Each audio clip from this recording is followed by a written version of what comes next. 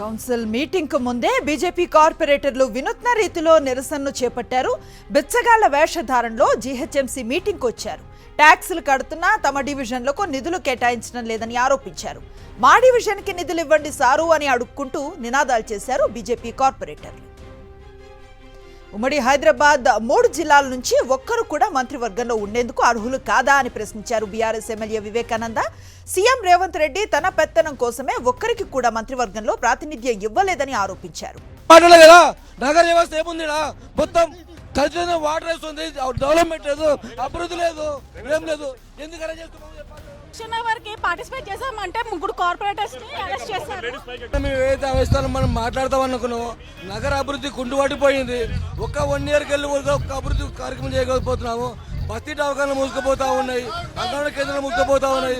ఇంటిలో street light కూడా వేసుకోలేకపోతున్నాం. కాబట్టి మేయర్ పైన మేము ప్రశ్నిస్తామనే బాధతోనే